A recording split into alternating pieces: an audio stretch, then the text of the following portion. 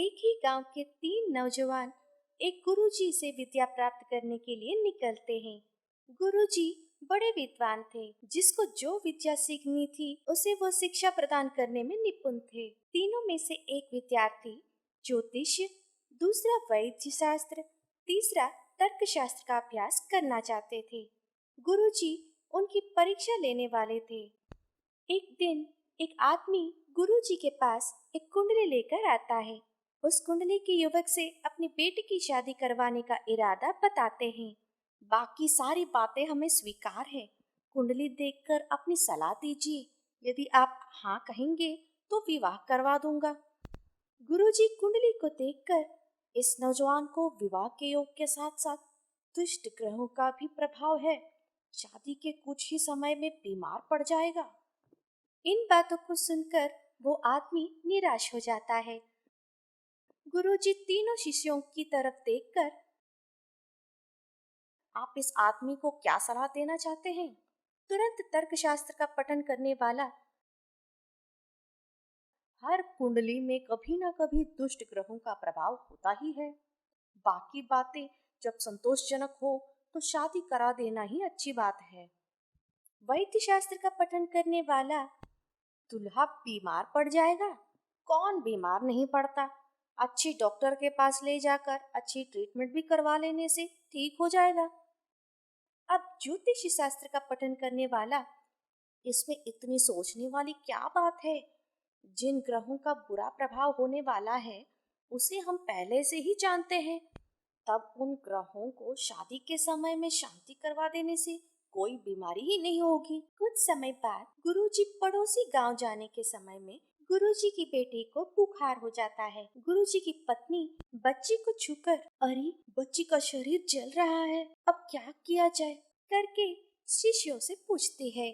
ठंडा पानी डालने से तापमान अपने आप कम हो जाएगा, कहकर तार्किक एक कटोरी लेकर नदी की तरफ निकलता है।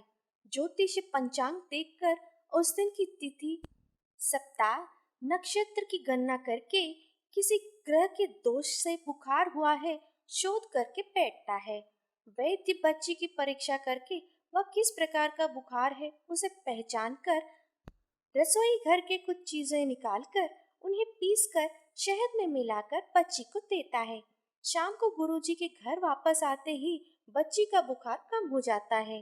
गुरुजी की पत्नी पूरी बात को अपने पति को बताती है और कहती है, ज्योतिष से लाभ होते देखा है, लेकिन तर्क से क्या लाभ है? क्या आप जानते हैं, आपसे तर्क सीखा हुआ मूर्ख बुखार से कांपती बच्ची को ठंडे पानी से नहलाने चला। ज्योतिष और वैद्य जरूरत के समय काम आते हैं, लेकिन तर्क हर पल जरूरी है। कल ही उसकी परीक्षा लेता हूँ।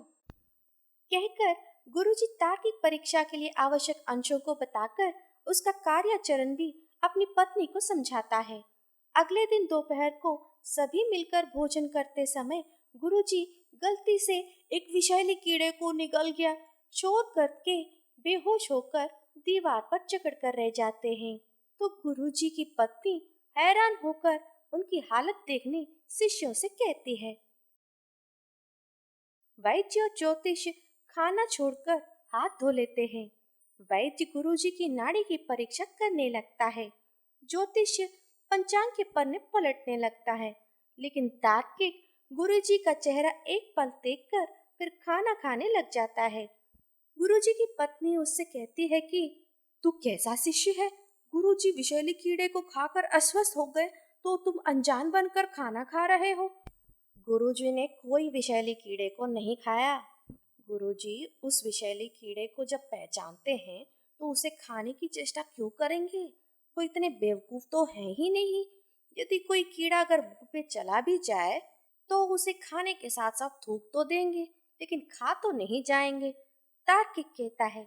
गुरुजी आंखें खोलकर उठकर अपनी पत्नी से, देखा भगवान, तर्क का लाभ।